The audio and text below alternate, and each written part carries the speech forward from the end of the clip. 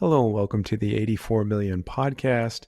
And today we're going to review the Impact of Ordinals panel, which took place at the Litecoin Summit last week in Nashville. Of course, I was invited to moderate that panel, and I think it's worth reviewing here, and that's what we want to do today. So rather than me having a guest on the show, we're just going to play that clip.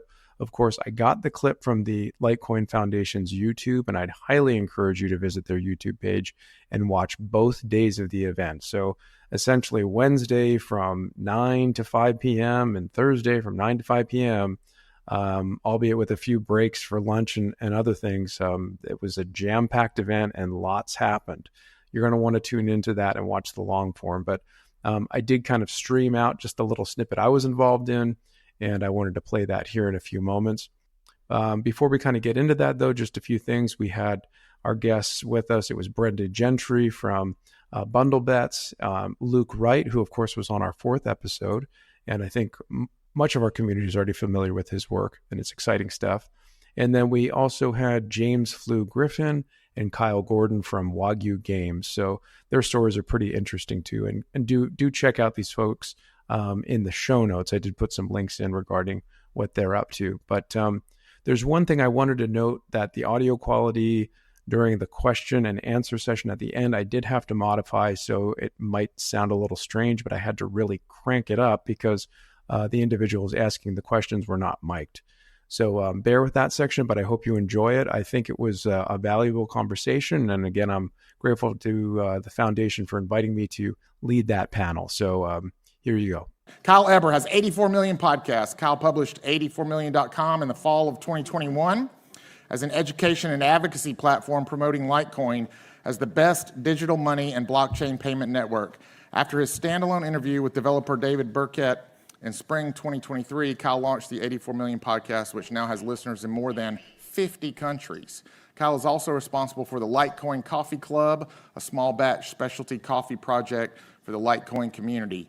Learn more at 84million.com, and he's going to introduce to you and let them introduce his panel. And so we'll welcome them up here to start us off after lunch. So it's good to be at the Litecoin Summit. Who's thankful for Litecoin? I think we have some interesting experience on the stage today. Some of these folks I've met, some of them I talked on the phone with, some of them are engaged in things that I typically don't engage with in terms of Litecoin use and what they're building and things that are coming to our ecosystem. But needless to say, hello and welcome to the Litecoin Summit's panel on ordinals and their impact. Okay. So again, thank you for the introduction, sir. I do appreciate that. But I'd like to maybe get to know who's with me here on the stage. So if we could maybe just go down the line and you could each offer some words about each of you. Give us some of your story. Yeah. Hello, my name is Luke Wright. I'm one of the co-creators of Ordinals after Anthony ported it, so big shout out to him. And thank you to Indigo for getting that bounty started. So like Ordinals. Absolutely. Yeah. So yeah, thank you. Amazing. Hi, this is Brenda Gentry. Thank you for allowing me to be on the stage with a great panel. So normally on crypto, I'm known on social media as Crypto Mom. I have been engaged in helping NFT communities, onboard NFT communities to the blockchain, or just Web2 communities, learning more about the blockchain, and I'm excited to speak about the Ordinals.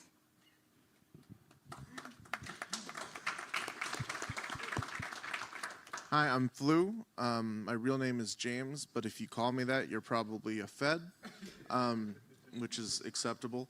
I was very, very early to Litecoin. I was CPU mining it effectively, which is weird to say now. And then I was not able to scale my mining operations past that point because I was broke as hell. Since then, I've become slightly less broke. I've founded a lending market, a few games, a few other things, and most importantly, I work with Kyle over here on Wagyu Games.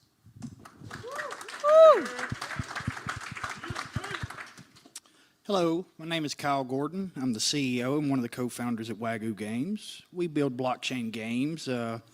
give it a little bit different spin than most of your traditional games and actually use the blockchain technology for what it's meant to be for and let people have their assets in any way that they see fit. Just glad to be here and appreciate you having us. Here, let's give him a hand. Well, terrific. We get to sort of wrestle with the topic of ordinals. Who in here is aware of what ordinal protocol is or anything about ordinals? So a few people, good. I do want to still establish a baseline so we can kind of understand what we're talking about here with the time that we've got. But that's great that some of us are already aware of it and possibly even using this technology, which is brand new to Litecoin. So what is this? What do we do with it? I think it's a consequential topic. It was ported, like Luke mentioned, in early 2023. Okay, initially was created for Bitcoin by Casey Rodermore, brought over by Anthony on-chain, Crypto Anthony, and now we have it. It's interesting that this wasn't a Bitcoin improvement proposal or a Litecoin improvement proposal or whatever sort of traditional system we use in the consensus with Litecoin. This kind of came out of nowhere, and it can't be stopped. So it's changed Litecoin forever, and now we get to kind of wrestle with its realities.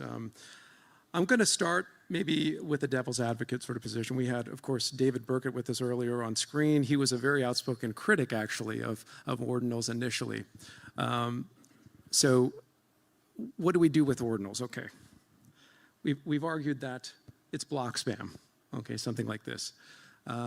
We've argued that it's a diversion from the use of, or I should say the monetary uses of Litecoin as a money, okay, something like this.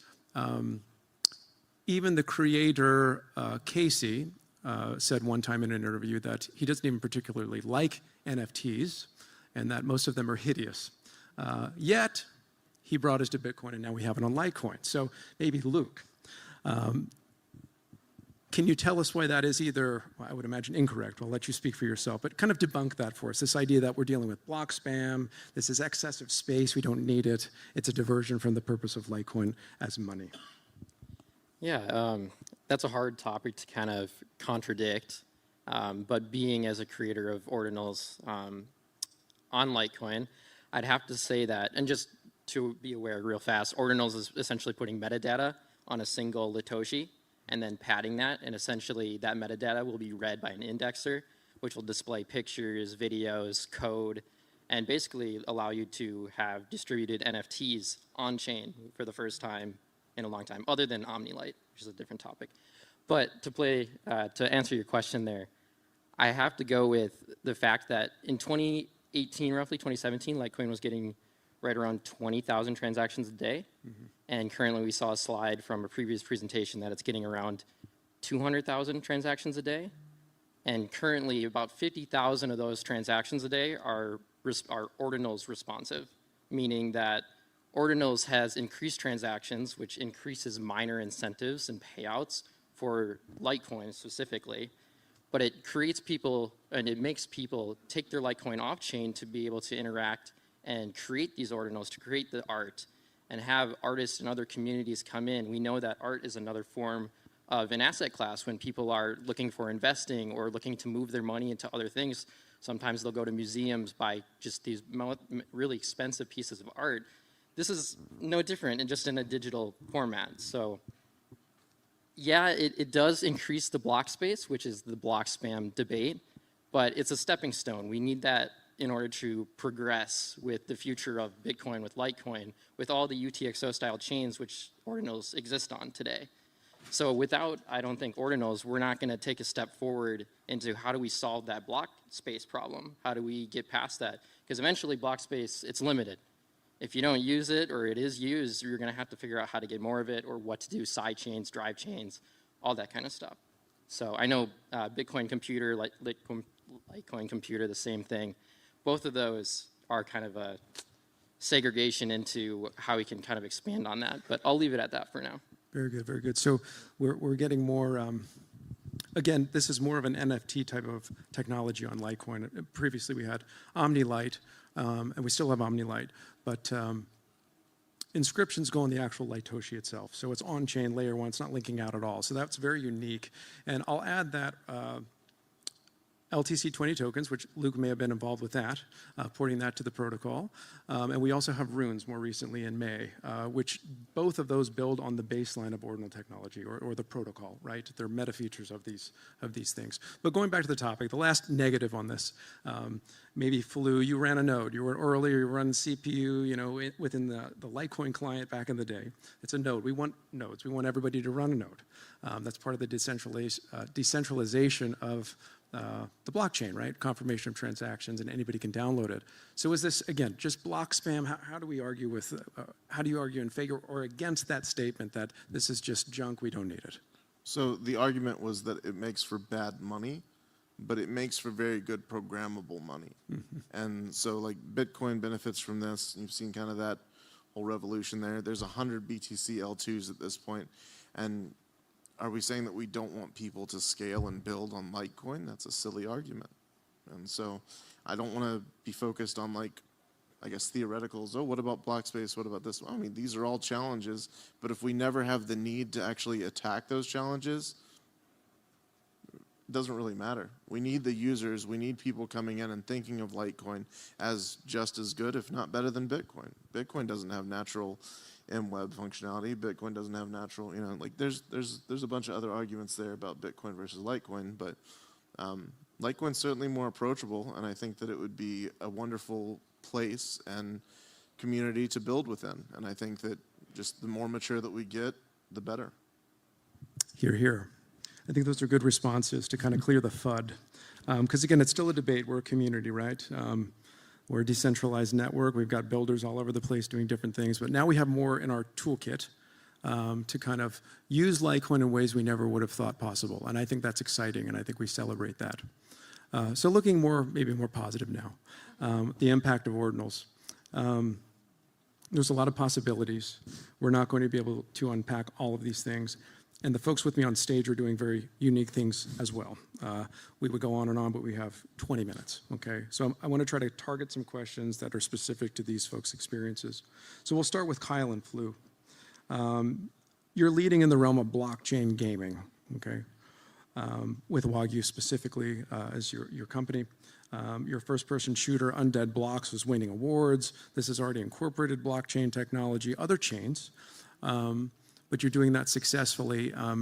How do you see ordinals, inscriptions, and I'll say just generally NFTs, tokens, et cetera? We want to talk about Litecoin. I'm not sure if you're using it yet. Maybe you could talk about that too. But how does using the blockchain and integrating it into a gaming system, what's the significance of this sort of thing? Someone gets control of their assets completely. Those assets can be upgradable. They can transfer them. They can do whatever they want to. Since we can put that into games, other forms of entertainment, those stay with you.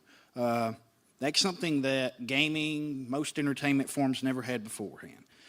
Bringing in those assets will bring in the largest amount of people from all around the world. Entertainment and gaming is the #1 source for entertaining people around the world. Literally bringing in the youth, bringing in people that has that mindset. They'll build new assets or want new assets that's built into game that'll be using this blockchain technology. These blockchains, as they continue to build out, they continue to make games better. There's things that we find, there's through anti-cheat, there's things that we verify on the blockchain. It's just literally about keeping it fun, frictionless, and free. So we can bring people in, we get them excited, they get to own something, it stays with them, they can transfer it, they can sell it, they can do whatever they want to with it. At that point in time, it's endless the possibilities that you can do with ordinals, with NFTs, with assets, whatever you want to call them, that they're going into games, they're going into music, there's all kinds of things that it's going to be going into in the future. We pick up what we think is the best out of those technologies and put it into game to make it better. Games have always been great. People's always loved games, going back to Atari, Sega, Genesis, whatever it might be. We have to find what makes those games better, what makes them games feel the person's more immersed into that game. They're more part of that, and blockchain is what does it. Very good. Did you want to add anything, Flu, to this sort of realm of discussion? Blockchain gaming, how Litecoin can change the environment, maybe even versus Bitcoin or some other chains you've worked with?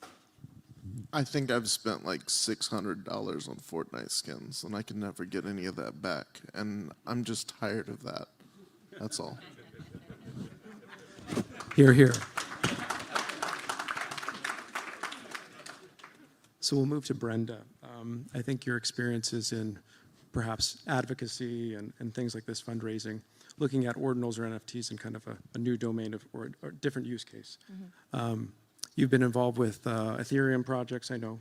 One of them, I believe you were assisting with the Boss Beauties brand, which was in the New York Stock Exchange, and I believe the UN had some sort of visibility with that collection, empowering women. So how do you see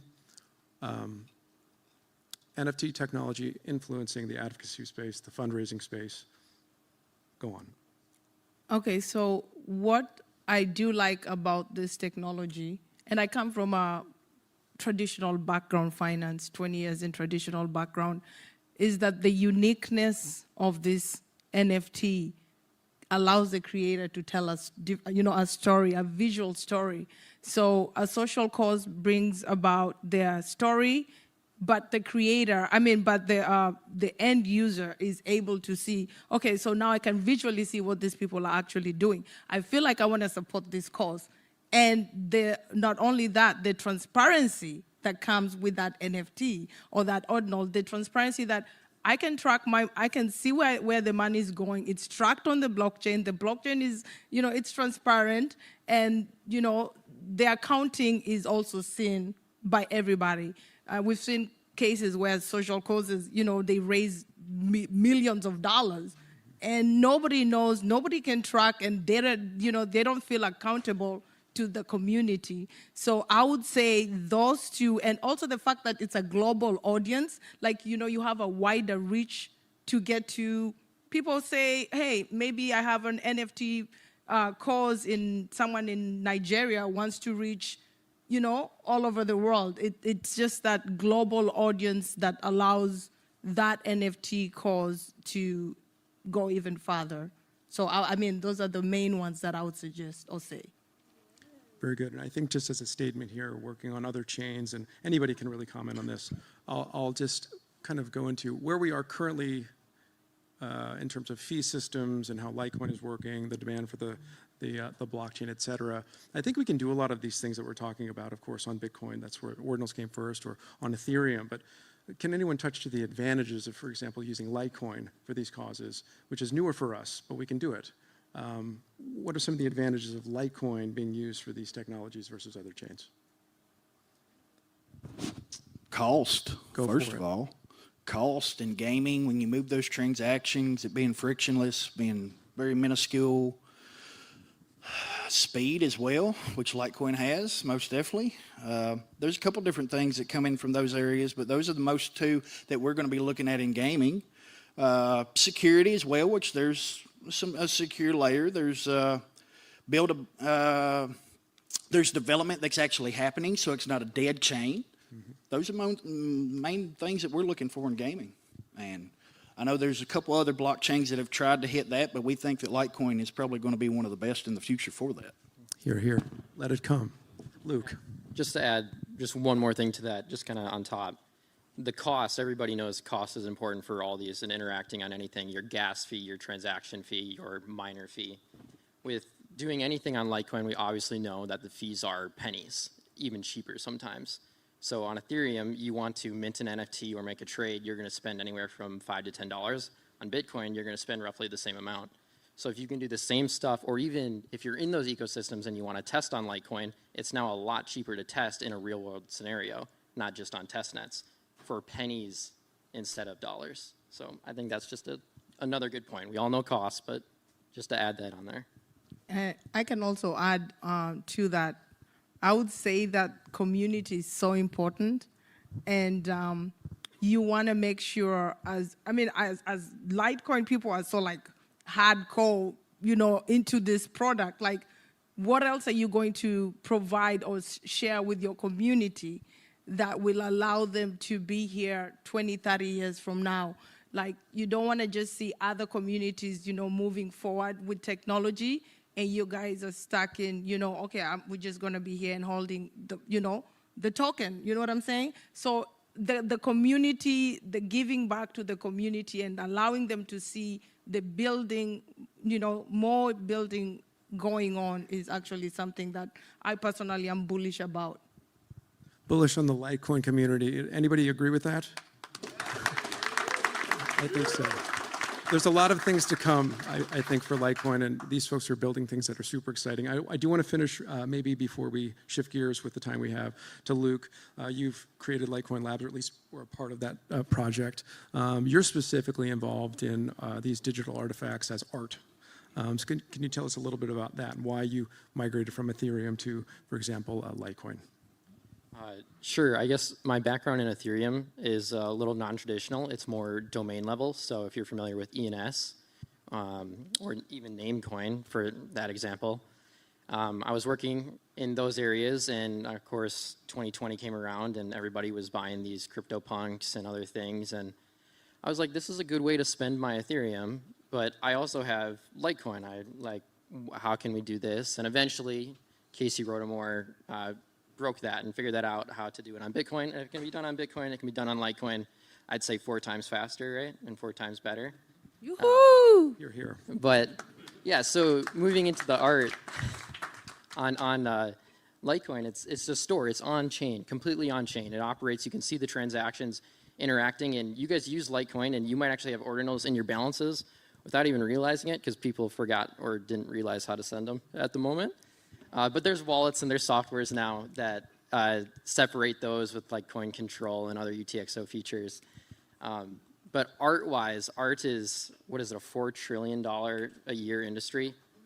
Forgive my numbers if those are wrong. But it's massive. It's not going away. Our world is becoming increasingly more digital as we go on. Like, all of our tickets now are online. People might want to have those tickets as just like a representation of they've been at this event. Now that it's digital, it can be posted online, it can be bought or sold. Collectible items from pop performances, from celebrities, all those. And you've seen the experiments that people have done on Ethereum. And if it's done on Ethereum, it can be done on all the other chains, minus some smart contracting, but that's coming. It will happen. But yeah, with a $4 trillion art industry, it's going to be here on Litecoin. It's going to be here on Bitcoin. It's going to be here on all the other chains. Very good. So we're a part of that. And I think the future is very bright for what we're doing with Litecoin and what these folks are building on Litecoin. And to be fair, you could mint these things at home. You can either use Core and add some, some language. Rust-Lang, I believe, is one of them, and do it yourself, or you could use another service. I mean, this is something anybody can use. Individuals can use it, groups can use it, communities can use it, companies can use it. Runes specifically are very interesting because you can determine kind of off the outset, are you going to have a pre-mine, et cetera, et cetera. But again, this is a wide world. We get to sort of distill it, hopefully reasonably well for you to understand. But what you guys are doing is excellent. Is there anything you wanted to add before we maybe ask some questions of the folks out here?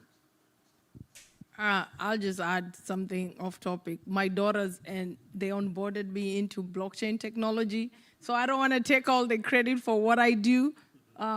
They are the best that in the marketing Web3 side. So, hey, I got here through them. They were like, Mom, get out of Web2, come to Web3. And I love it. Very good. Anybody else want to add anything before we ask some questions of the audience? I'll just say I'm working on what I assume is going to be the first Litecoin-backed stablecoin. I think that's going to be kind of an interesting product. So anyone curious about that, I need seed investment. So anyone rich in the audience, please just find me after this. Thank you. You've heard it, folks. Well, very good. We have about 5 minutes left. I know some others have requested that they may have questions. So please ask them. It's open. Who would like to ask anyone on the stage anything? Go ahead. Yeah. If ordinals are used for artwork games, is there any reason they can't be used to tokenize practically everything? Real estate, cars, professional services? It's the same potential market as all of the Bitcoin RWA sort of stuff that's going on right now. And so just in your head, whenever you hear about Bitcoin RWA, hash rate RWA, whatever, all of those things are enabled for Litecoin by default. If you can do it on Bitcoin, you can do it on Litecoin. So like the whole narratives that have happened over there, they're going to happen again over here whenever we find our niches and our different consumer targets to actually hit those. Yeah. Go ahead. Yeah, the S-CRYPT ecosystem in terms of ordinals are working on a mining pass that essentially allows you to get revenue share from miners without having the electric cost or the miners. So there's some utility based around it, just like we've seen in those others, or real world assets. So revenue share, real world asset. So it's happening. Very good. Thank you both. Any other questions? Go ahead. Quick question about if someone wanted to use Litecoin for testing, and say they are having some success with it, and then all their friends say, well, wow, look how Litecoin has become the testing network for real world testing. How do you keep Litecoin from being just congested with a bunch of test stuff that no one uses? Well, we've done a lot of important testing over the years, so I think that's very good, actually. And there is only so much block space in the world, but I'll defer the question down the line. I'd say use Mimblewimble. I mean, that's an extension block and it's bigger. It's more storage. Obviously, that doesn't necessarily answer the question because you can throw ordinals into MWeb as well, but it's more of a lottery. But if you know lottery, the house always wins. With MWeb, it's first in, first in, first out, that kind of thing. So once that happens, you'll get your ordinal back. So you can use both chains and both blocks. So there's space on MWeb, which is another use case for MWeb in general, is just the additional block space. Obviously, it's a little more privacy focused, but you can use it for more block space that, you know, Bitcoin or those other UTXO chains don't have yet. The blue shirt, yes. As a gamer, I completely understand and see the utility of essentially having NFTs on Litecoin. However, the mints of those NFTs have successfully brought down other networks and made them unusable for other reasons. Is there any security going on or being developed, looked into, et cetera, to protect Litecoin from the same thing happening? An inadvertent takedown of the network makes it temporarily unusable. I'm going to speak briefly. We have a very good record of 100% uptime on Litecoin. I think that's partially to do with maybe some simplicity that was tested first by Bitcoin. I don't want to say things are impossible. Anyone else want to comment to maybe elaborate further where I can't speak? Yeah, that's a good question. I don't think there's anything being like developed fully at the moment. That's a good topic that you brought up, so it's something I'll push for sure. I would like to say that the experience that Bitcoin faced, it's 4 times smaller block space. And with Litecoin having that involved, we had actually, I think it was 1.2 million ordinals in one day, and it didn't move the fees anything, and the block space did perfectly fine. So as long as we're not exceeding, like, I would say anything crazy like 10 to 20 mil a day, we won't even see anything increase in fees even. And if it goes up by times 2, what? That's 2 pennies. But yes, security-wise, we probably need to work on something there. As we build, they'll come. Absolutely. We have about a minute left. Maybe one or two questions.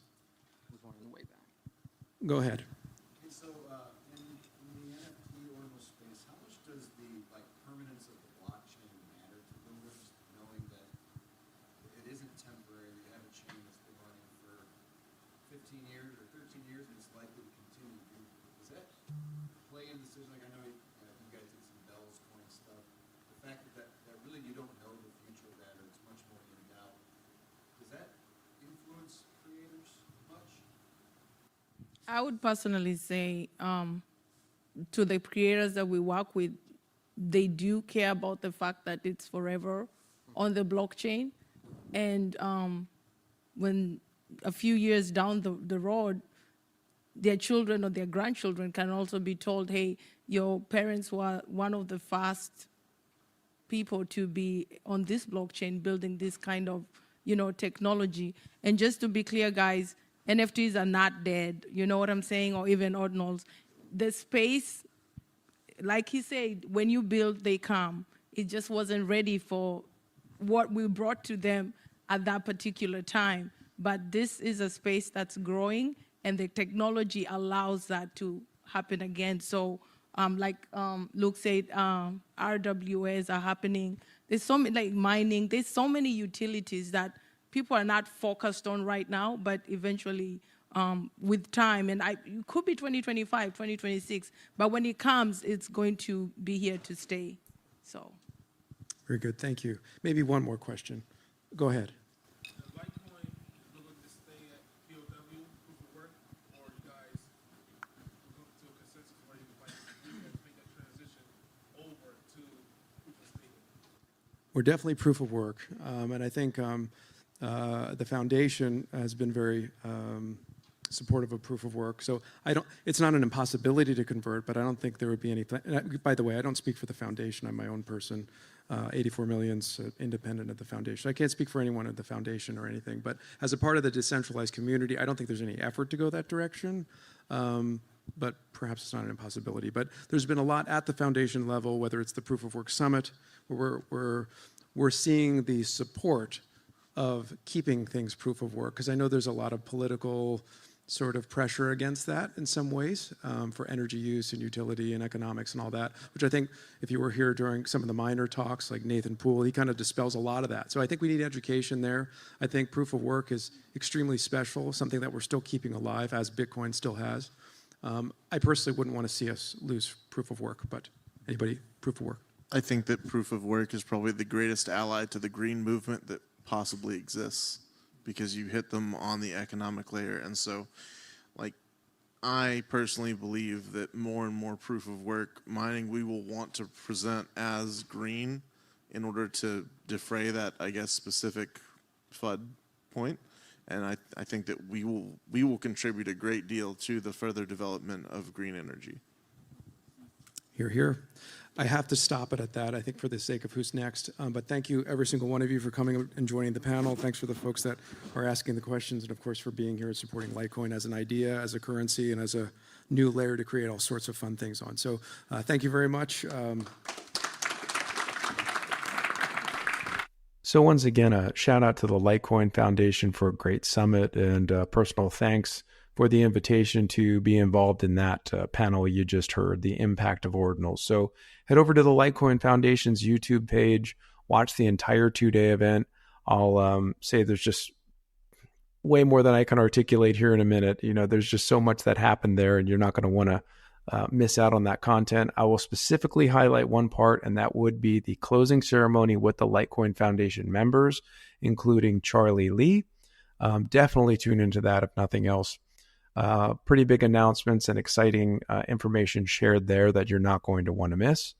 And the days are very bright for Litecoin. So until the next summit, we'll just have to wait and see. I think there's a cruise coming, so we'll be paying attention to what the Litecoin Foundation has to say in the coming days. But in the meantime, thank you for listening to the podcast. We'll have more episodes with more guests soon. And we thank you for listening. So, of course, you can find us on 84million.com/podcast. We're available wherever you get your podcasts. We're also on YouTube, the video form, and our X account also has the video format as well. So follow us on X at 84million or at 84M Podcast. Subscribe to us on YouTube. We do appreciate it. We're trying to get to 500, and we're getting close. So thank you for considering a subscription click. And thank you to all of you who already subscribed. Please share our content. Please get the word out. Cheers, guys. We'll see you soon with a new episode. Thank you. Bye-bye.